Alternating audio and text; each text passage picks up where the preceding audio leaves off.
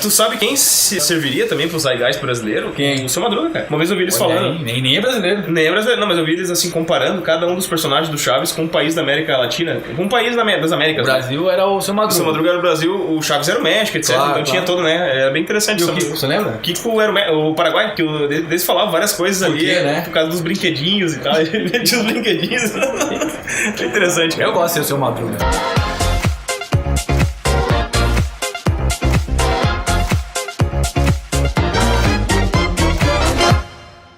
Vamos começar então? Vamos lá, cinema brasileiro, né?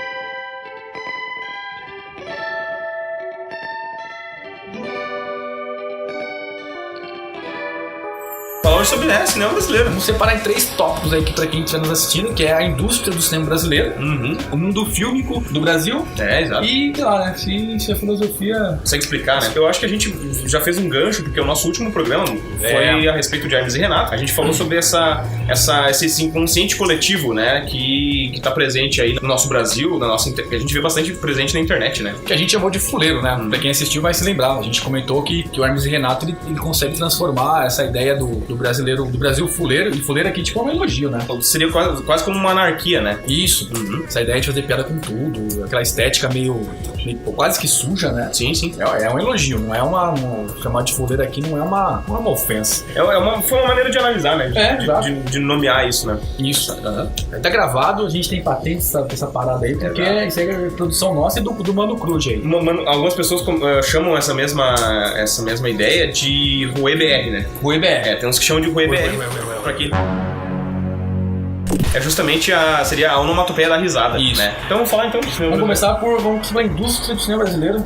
Mas pra caramba, como poucos. Cara, a gente já gravou uma vez, a gente gravou um podcast em 2000, foi em 2016, metade do ano passado a gente gravou. Cara, a gente nunca lançou esse podcast. Foi, né? Foi só eu e o Rafael que gravamos. A gente falou assim, acho que 1h30 a gente destrinchou o cinema brasileiro. O cinema brasileiro, né? Eu acho que dá pra gente começar com o estúdio Veracruz, ali com as produções de São Paulo e Rio de Janeiro. Aquele cinema que a gente... Aquela indústria que ficou conhecida mais tarde como a boca do lixo, né? Não, até antes, né? Foi antes? Foi antes. A gente pode pegar ali a Dercy Gonçalves, a Grande Otelo, o pessoal ainda da época do cinema preto e branco, né, cara? Mas uma pergunta. Pergunta de nem tá na pauta isso aí. Mas dá pra chamar isso aí de indústria já ou não? Já era uma indústria? Não se tinha um pensamento de indústria, né? Exato. Não se tinha um pensamento de indústria ainda. Tu tinha quase como uma ideia teatral ainda, né? Pois é, né? Tinha aquela pegada de cinema-arte, né? Sim. Como eu disse, ainda era quase uma tradução dos palcos pra tela, né? E daí depois, em 64, com o início do regime militar e mais forte isso nos anos 70, a gente começou, né? Ferrou tudo. A gente começou com a pornô chanchada. Não, e daí era aquela coisa assim, ó. Ao mesmo tempo que a ditadura tinha uma censura muito forte pra cima do povo, gigante, a pornô chanchada podia fazer o que queria, cara. Eu nunca entendi isso também, cara. Tem um seriado da HBO chamado Magnífica 70, que é inclusive o nome de uma câmera, né? Sim. Ele fala sobre isso. Ele fala... Da boca do lixo. Da boca do lixo, né? A primeira temporada é um cara que trabalha como censor da ditadura. Tá lá censurando um filme e se apaixona por uma atriz. Cara, a história... O plot é muito bom. É muito bom, não, porque ele começa a se perverter, né? Ele começa a ir atrás dela, etc. E daí ele fica meio maluco. Começa a ver o que não deve. Ver o que não deve. E quando vê, ele tá participando daquele meio ali. O que eu percebo dessa época é que era uma válvula de escape que eles deixavam. Sim, eu concordo. Né? Era pra sociedade não entrar em ebulição, porque naqueles tempos se bem que não tá muito diferente hoje também. Enfim, naqueles tempos, cara, o negócio era uma repressão violenta, né? Sim. De fato, como eu falei, hoje não tá tão diferente. Mas, cara, naquela época, era prisão, né? A repressão é muito mais forte. Exato, era prisão. Eles pegavam o disco do cara e riscavam ali com prego e tal. Enfim, etc. O próximo ponto do cinema brasileiro, industrializado mesmo, é sair da boca do lixo, aquela região da luz, né, de São Paulo, e ganhar popularidade. Posso estar muito equivocado, né? Mas foi lá naquela virada com o cinema novo brasileiro, não foi? Foi. E, cara, como foi difícil, muitas pessoas que eu leio, né, alguns autores que eu leio, dizem que, inclusive, o Brasil não conseguiu dar esse giro ainda. Sim, concordo. Porque, inclusive, a Ancine foi bastante prejudicada ali no governo do Collor. Até hoje, cara, pra te conseguir fazer um filme no Brasil... É um inferno, cara. É um inferno. Enquanto nos Estados Unidos tu tem, 10 filmes por mês, filmes muito bons por mês. Aqui, cara, tem 10 por ano. Não, tu tem às vezes 10 por década, né, cara? Tu tem às vezes um por ano. Que horror, cara. Eu digo assim, filmes que se destacam, né? Que aqui, por exemplo, esse ano a gente teve o Bingo. Pois é. Bota um fio pro Bingo. Sonhei o Bingo, você ligou pra mim. Fala mais alto. Tá mais alto agora. A gente já conversou sobre isso, que o cinema brasileiro como indústria, ele passa por um problema sério de distribuição, né? Sim. Porque se eu for investir o dinheiro pra você fazer um filme, seu filme tem que aparecer em vários cinemas pra que eu possa ter um retorno desse investimento de alguma forma. E tu tem que concorrer com os blockbusters norte-americanos. Pois é, cara, e o cinema brasileiro, ele parece que não tem penetração de mercado, né? Ele não se capilariza. O filme brasileiro, tipo... O filme brasileiro, que até onde eu sei, ele passa só em pequenos cinemas bem alternativos, que nem em São Paulo tem algumas casas, lá na região da Augusta, da Paulista, que em Porto Alegre tem a Casa de Cultura Mário Quintana, tem os Cine Bancários, tem o Santander Cultural. Cara, os caras passam esse filme que você vai assistir lá só, né? Até pra baixar filme na internet, você não acha esse cara. Às vezes, anos depois, eu fico sabendo, lançou um filme brasileiro em tal ano. Eu nem sabia que aquele filme... E aí você vai ver o filme não é ruim, cara. Não, é filme bom. É filme bom, com certeza. Tem um problema sério de... E sobre os atores, velho? Cara, é outro capítulo da parte. É que assim, o problema é o seguinte. Tem um risco muito grande da crítica que a gente vai fazer agora, porque a gente vai, de repente, estar cutucando a ferida... com vara curta. Exato. A gente vai estar cutucando a ferida de um dragão que, infelizmente, está comandando o Brasil aí há muito tempo, né? O dragão tá louco pra arrumar confusão. Me dão licença, eu vou cagar. Vamos tentar fazer essa análise sem cutucar o dragão, né?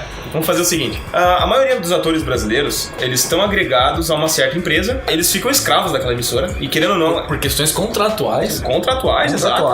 E não tem como a gente negar que é o equivalente a Hollywood aqui no Brasil, em termos de indústria. Então, assim, tu quer fazer sucesso em termos de TV ou filme ou cinema, tu tem que passar por eles. Sim, no Brasil. É impreterível, né? Não tem como. Precisa. Então, assim, o cara é um baita ator. Aí chega nas mãos dessa empresa, eles te resumem a tu fazer 5% da tua capacidade total. Com as mesmas tomadas. Com as mesmas tomadas. Câmeras, por mesmos sentimentos. Anos e anos fazendo aquilo ali. Até se atrofiar artisticamente, né? Sim, a gente tem exemplos, atores grandiosos que fizeram novelas e fizeram outras produções de baixa qualidade e com o tempo foram simplesmente desistindo. Então, um ator que estava esquecido, enfim... Provou-se um excelente ator, é o Vladimir Klitschko. Claro, com certeza. O cara fez um trabalho pra lá de bom no bingo. Cara, onde estava esse cara? Por onde ele passava? Sim. Esse é um dos grandes problemas em termos culturais, em termos cinematográficos aqui no Brasil. Que diz respeito à indústria. Né? Exatamente. Essa empresa aí que a gente não vai falar o nome, quem tá assistindo com certeza sabe quem é, mas, né, a gente não vai falar quem. Pra terminar essa parte do programa sobre a indústria, não dá pra deixar de falar sobre a Lei Rouanet. Tipo, a Lei Rouanet é um problema ou não, cara? Com você que manja mais da indústria. Eu acho assim, a Lei Rouanet pode ser uma grande saída pra quem quer produzir alguma coisa, quem quer fazer o seu roteiro se transformar de fato numa obra. Infelizmente, como muita coisa no Brasil... Sai do controle, né? Cara, sai do controle e os caras pegam pra fazer bobagem, cara. A gente viu aí, tem uns youtubers aí, inclusive o cara que é o maior youtuber aí do Brasil em termos de inscritos. Velho, o cara vai fazer um filme da vida dele, cara. Sério, conseguiu patrocínio. Uma verba gigantesca. Uma verba gigantesca fazer um filme da vida dele. Eu digo assim, se tu quer fazer um filme autobiográfico, não vejo problema nenhum. Deve. Faz um filme autobiográfico da vida de alguém que a vida realmente foi uma grande história. Inspirador. Cara, se tu é um cara de 20 e poucos anos de idade. O que tu viveu? Exato, tu é uma pessoa de 20 e poucos anos de idade. O que tu viveu pra fazer um filme? Então, eu não tô dizendo que o cara não deva pegar verba pra fazer um filme. Mas, velho, vai fazer. Por que ele não escreveu um outro roteiro, uma história fictícia e tentou adaptar aquilo ali? Pois é. Bom, esse eu acho o mal da Lei Rouanet. Quando os caras pegam pra fazer bobagem. É uma lei bacana que é mal aplicada. Tem uma cantora aí, irmã do cantor. Teve uns anos atrás que ela pegou o recurso da Lei Rouanet, era 1 milhão e pouco por mês, pra ler poema num canal no YouTube. Agora eu pergunto, quem tem um canal no YouTube, enfim, nós aqui, quanto custa pra gente fazer um vídeo desse? Não tá custando nada. Tô igual o boneco de Play 1, cara. Deu bug aqui. Quem foi que desenhou? Toda da Lei Rouanet. Eu quero 1 milhão pra ler um poema, cara. É isso que eu digo, ó. Cara, é uma coisa que poderia ser muito bem aplicada. Meu Deus. Mas é uma coisa que os caras usam. Pra ler poema.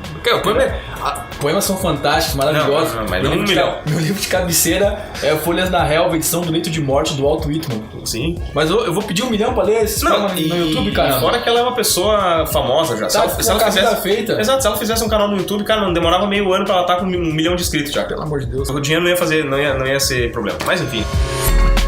Sobre o mundo fílmico. Sobre o mundo fílmico, tipo, o que significa o mundo fílmico, né? Pra quem tá acompanhando. O mundo fílmico é aquela parte, tipo, onde se diz respeito somente aos personagens, ao que se passa dentro do cinema, dentro do filme de verdade. Ou seja, falar do mundo fílmico não é falar do ator, não é falar do diretor, não é falar do câmera, não é falar de nada. É falar só, tipo, da história contada.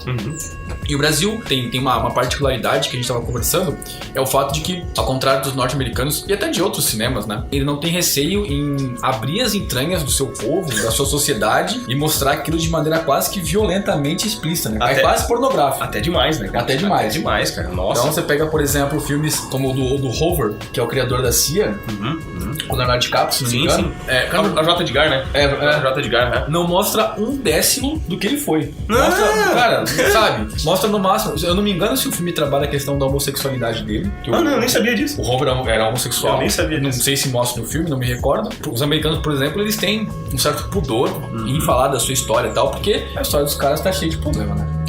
Tem tanto esqueleto normal. Já no cinema não, ele escancara isso. As histórias de filme brasileiro, volta e meia, eles recorrem não digo um clichê, mas a uma estratégia narrativa, parte sempre de um pressuposto que é, olha, eu vou mostrar pra população algo que a própria população vive. Já sabe, já tá careca de saber. Já tá careca de saber. O cara tem uma identificação, né, pensando do ponto de vista do espectador, ele tem uma identificação quase que imediata com o filme, sem precisar de quase nenhum esforço. Claro, e a gente não tá dizendo que isso é de todo ruim, porque tem vezes que é feito muito bem, né? Os nossos exemplos, né? Tropa de Elite 1, Tropa de Elite 2 e Cidade de Deus. Eu daria, por exemplo, eu nem precisaria ir pegar, por exemplo, o cenário da favela, o cenário do combate armado. Mas, cara, o Que Horas Ela Volta? É uma história super simples, de uma doméstica, etc. E, cara, é um baita filme, né? E mostra uma realidade que, bom, a gente vê aí direto, né? Como filme, né, no caso, por exemplo, pegar o Tropa de Elite, como filme, ele é interessante porque o 1 e o 2, ele consegue, né, dialogar muito bem. Ele mostra a transformação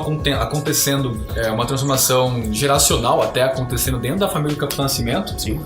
No primeiro filme, ele é um cara extremamente comprometido com a tropa, ele é extremamente comprometido com aquilo que o BOPE faz, pensa e representa.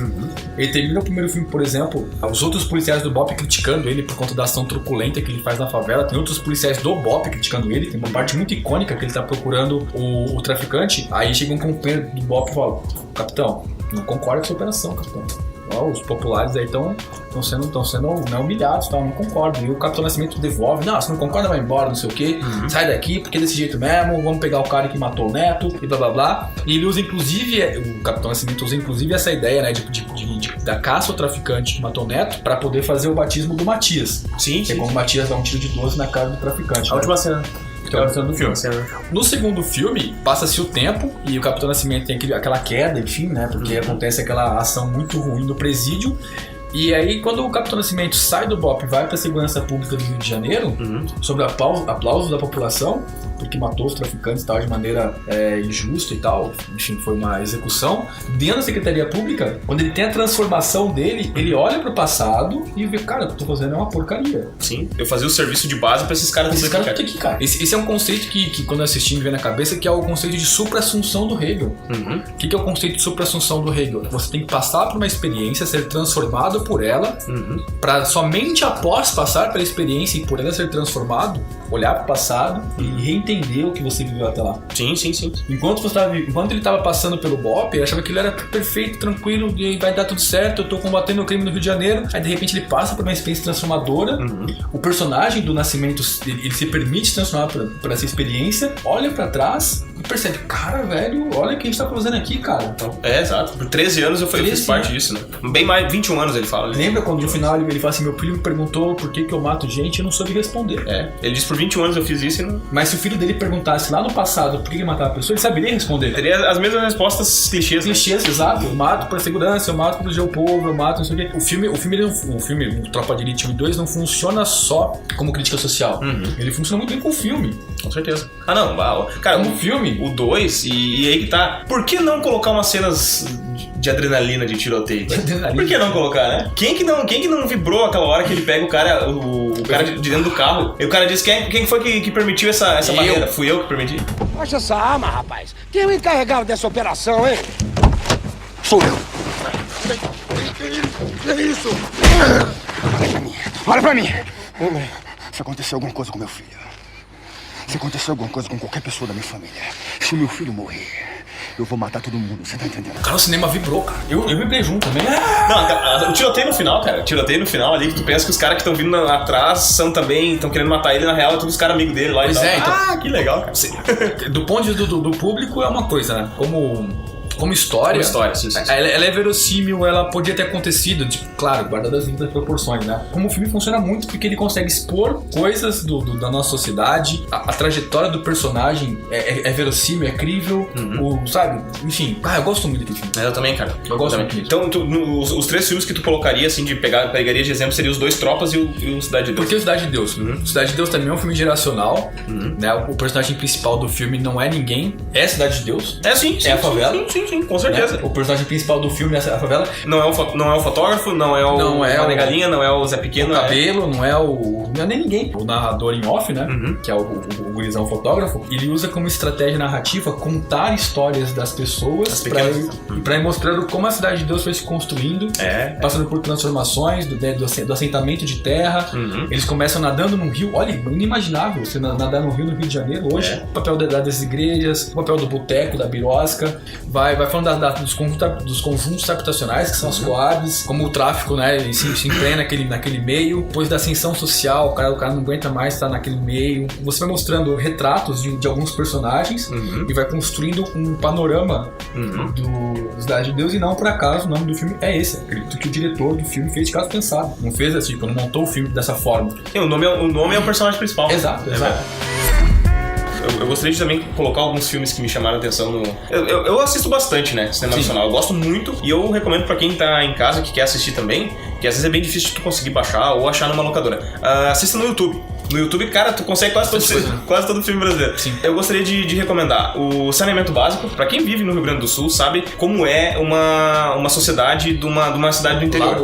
Na Serra Gaúcha, né, cara? Eles estão precisando fazer uma obra, né, do esgoto ali, do saneamento da cidade, e não tem verba. Então é interessante que eles vão lá procurar e tal, ver o que tem de verba pra conseguir fazer a obra. E a única verba que tem ali é uma verba pra cultura. Sim. Acho que entra um pouco da gente falou da Lei Rouanet, os caras usaram pra outra coisa. O cara tem que torcer. Tem que torcer o negócio. Politicamente o treco pra poder aproveitar como eles precisam, né? Daí a ideia deles, é uma verba pra um filme. Daí vamos fazer um filme então, mas não vamos gastar muito, porque daí a gente vai usar o dinheiro do filme pra fazer a obra. No final eles se envolvem tanto no filme, cara. No final das contas a obra nem é feita. E a cidade fica conhecida por conta do filme.